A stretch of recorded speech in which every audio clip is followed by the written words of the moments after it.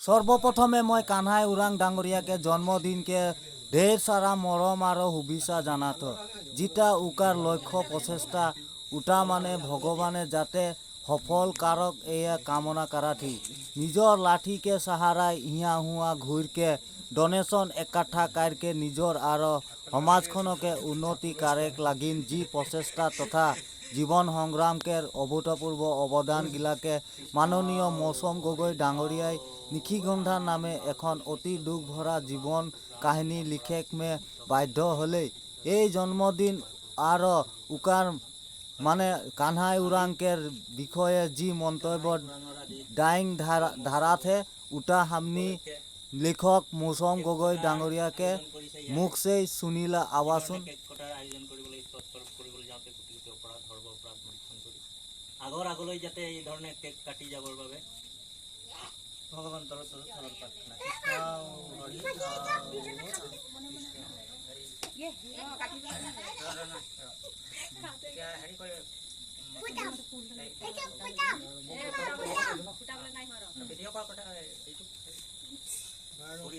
উপস্থিত সকলো ৰাইজ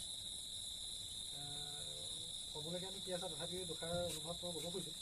প্ৰথম কথা হৈছে আমি সকলোৱে প্ৰথমে আমাৰ সকলোৰে মৰমৰ গাঁওখনৰ সমাজৰ আদৰ্শ হিচাপে পৰিগণিত হোৱা কানাই ওৰাঙৰ 44তম জন্মদিৱসত হিয়া ভৰা মৰম আশীৰ্বাদ আমি তেওঁক যাচিছোঁ আৰু ভগৱন্তৰ ওচৰত প্ৰাৰ্থনা জনাইছোঁ যে তেওঁ যাতে সুস্বাস্থ্যৰ অধিকাৰী হওক, সামাজিক কৰ্মত আৰু বহুদূৰ আগুৱাই যাওক, যি কৰ্মই সমাজক গাঁৱক বিশেষকৈ নৱপ্ৰজন্মক ডেকা চামক আদৰ্শৰ বাট দেখুৱাওক। দ্বিতীয়তে পৰহি নিমন্ত্ৰণ কৰোঁতে তেওঁ এটা মোক কথা ক'লে যে তেওঁ জীৱনত কেতিয়াও জন্মদিন উদযাপন কৰাৰ কথা ভবা নাই বা ভবা নাছিলে, কিন্তু আপোনালোকে চাগে সকলোৱে জানে যে তেওঁৰ জীৱনৰ কৰ্মৰ ওপৰত যিখন মই উপন্যাস লিখিলোঁ নিশিগন্ধা নামেৰে, সেই উপন্যাসখন লিখাৰ পিছত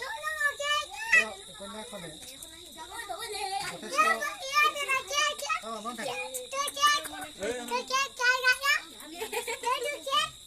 যথেষ্ট জনপ্ৰিয়তা অৰ্জন কৰিলে। তাতকৈও ডাঙৰ কথা যে সেই উপন্যাসখনে যোৱা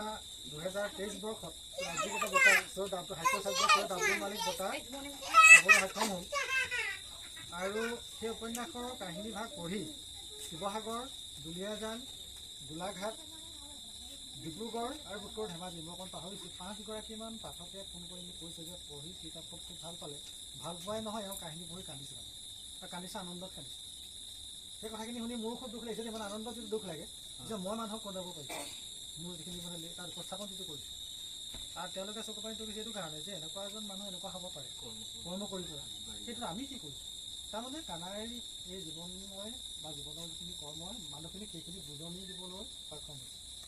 আৰু আটাইতকৈ আনন্দৰ কথা হৈছে এইটো যে ময়ো সকলো এটা আশীৰ্বাদ বিচাৰিম, আশীৰ্বাদৰ মানুহৰ মূল্যটো সাংঘাতিক, যে দ্বিতীয়বাৰৰ কাৰণে কিতাপ এখন আকৌ বেলেগ এটা পুৰস্কাৰৰ কাৰণে মানে মনোনীত হৈছে বা গৈছে, পোৱা নোপোৱা মই নাজানো দেই, সেইটো আৰু চিক্ৰেট তেওঁলোকে মেইনটেইন কৰে। সেই কিতাপখন তেখেতসকলে বিচাৰিছে, মই পঠাইছোঁ আৰু সেইটো এটা ৰাষ্ট্ৰীয় পৰ্যায়ৰ হয়তো পুৰস্কাৰ হ'ব পাৰে, মই এতিয়া এই মুখত ক'ব খোজা নাই এই কথাটো, সেইটো পঠিয়াইছোঁ।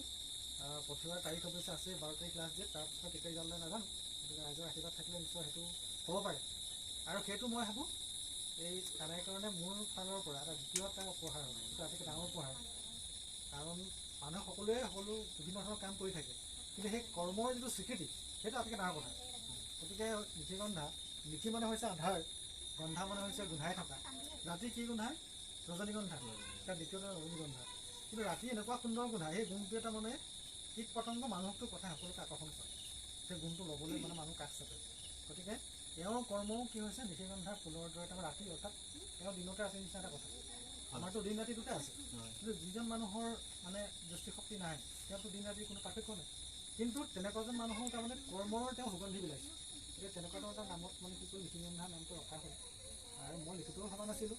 45 দিনত মই লিখিছোঁ কিতাপখন, দিন ৰাতি একাকাৰ হৈ গৈছিলে। আৰু সেই কিতাপখন পঢ়ি যেতিয়া অসমৰ বিভিন্ন স্তৰৰ মানুহে মানে তেওঁলোকৰ যিটো অনুভৱখিনি ব্যক্ত কৰিলে, সেইখিনি মই কোৱাই নহয়, এই কানাইও বিভিন্নজনৰ মুখত শুনিছে বা বিভিন্নজনক ব্যক্ত কৰিছে। গতিকে আজি বেছি কথা নকওঁ আৰু, এইটো খুব ভাল লাগিছে এই যে জন্মদিনটো উদযাপন কৰিছে। জন্মদিনত উদযাপন কৰা আচল তাৎপৰ্য এইটোৱেই যে তেওঁ জীৱনৰ পৰা 43টা বছৰ হেৰুৱালে, অৰ্থাৎ গুচি গ'ল, যিটো ঘূৰি নাহে। নতুন এটা বছৰত ভৰি দিছে। গতিকে সেই ভৰি দিয়া বছৰটো যাতে তেওঁ খুব সফল মংগল হয়, সকলো দিশৰ পৰা সকলো দিশৰ পৰা আৰু ভাল ভাল কাম কৰে, সামাজিক কাম কৰে, কিবা কিবি কৰাৰ যাতে এটা প্ৰেৰণা লাভ কৰে, সুস্বাস্থ্য দীৰ্ঘায়ু, এই গোটেইখিনি আমি কামনা কৰিছোঁ।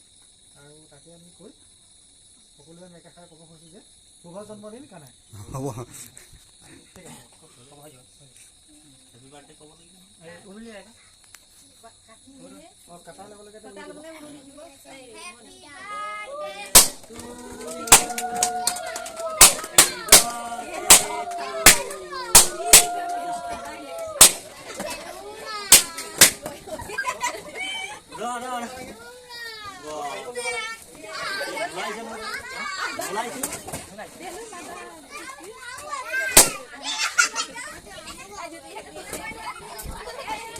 কেক খোৱা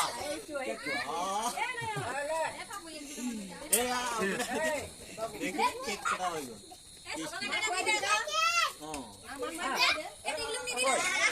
টিকলি কটা টিকলি কেক ল এই পিটং ল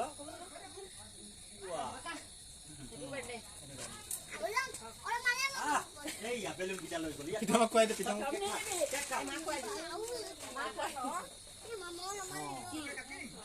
কেক কটাই গ'ল। হেপী বাৰ্থডে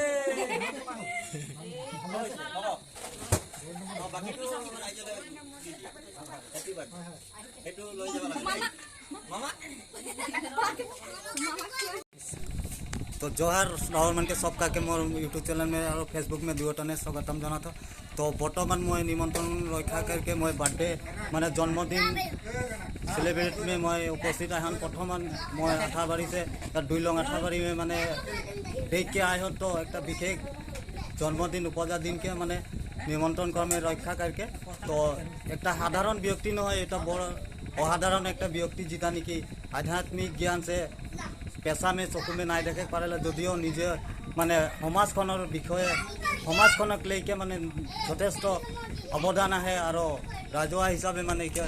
नाम ख्याति अलग যথেষ্ট आहे। तो मैं राहुल के देखा खोजना जे ये असाधारण व्यक्तितानो के हिके हमनी के 2 लंग आठाबाड़ी के तो खेप मैं परिचय कार्य आगे मैं खेप काई लो ना इखे प्राय हमनी के गोलाघाट डिस्ट्रिक्ट में নহয় अलमान बेसे बाहरे बाहरे बाटो माने प्राय परिचित है। इसका नाम कान्हाई बोल के पहले से ये सब बाटे से चिनाकी और जनाजात माने एक व्यक्ति असाधारण काहे लगी क्यों चकुए ना देखेला जदिओ ये बहुत जगह घूरे के पारेला যথেষ্ট गाँव में एक अवदान है। निजे ना खाई के हलो गाँव के कथा चिंता करेला। तो रावरे मान के मैं देखाई खोजो ना तो व्यक्तिटा के मैं 2 एखार मैं सुधबो साक्षात्कार तो देखा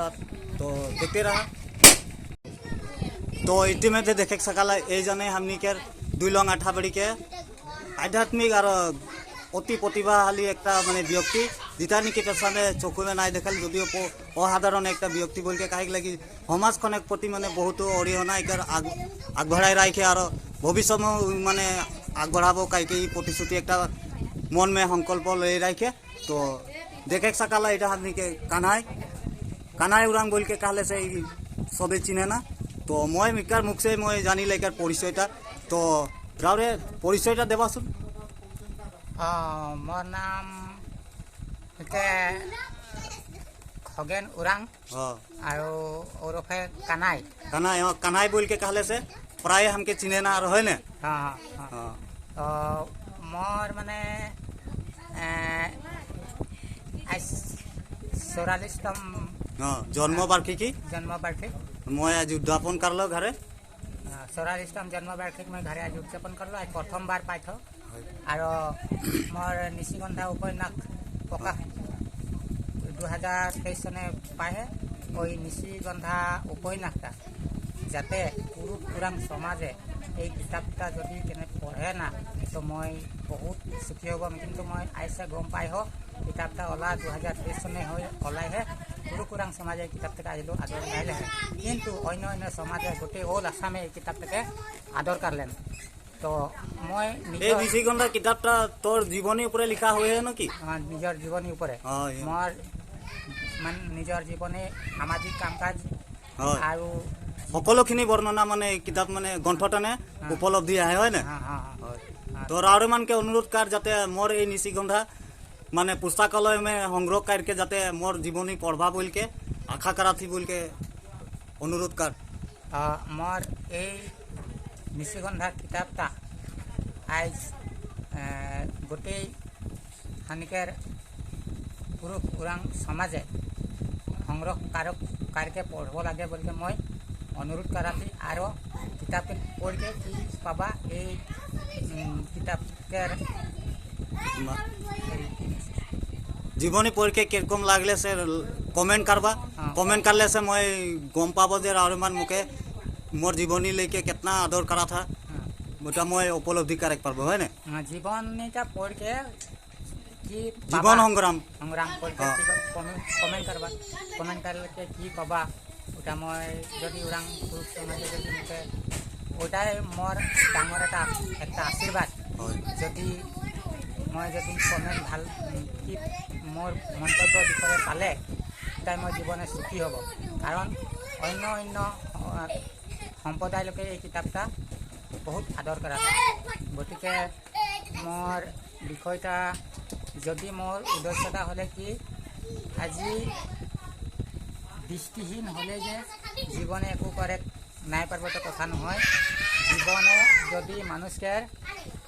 যদি ইচ্ছা থাকে সকলো করে পারে আর মই বেশি নাই কব এতনাটাই কইতে মোর বক্তব্য আর একটা কথা বুঝেগলা বাকি আছে তো কানাইদা আজ জন্মদিন के উপলক্ষে আজ তোর মনকের ভাব কিরকম পারু মনে কিরকম লাগাতে মোর জন্মদিনকে উপরে মোর বহুত আনন্দ কারণ মোর জন্মদিনটা পাতব বলকে বহুত দিন লে ভাবি রহি আর আজ মোর জন্মদিনটা প্রতি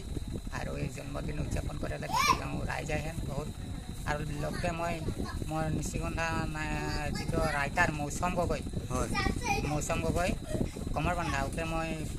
মোর জীবনে জীয়াই লিখকে যুগ যুগ জীয়াই রাখার কারণে মই ধন্যবাদ জ্ঞাপন করাতে আর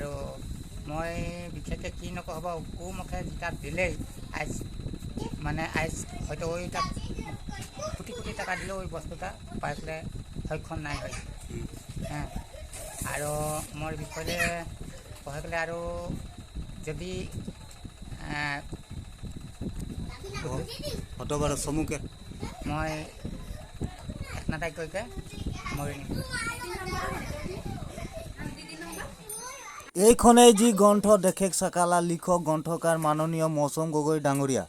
একবাৰ অকনমান কষ্ট करके পুথিভঁৰাল বা पुस्तकालय में से এই নিশিগন্ধা উপন্যাসটা সংগ্রহ करके पढ़वा बोल के आशा रखाती কিছু পরিমাণে হলেও রাউরেকের জীবন में हालचाल मचाई दिवी मोटिवेशन माने जगाई दिवी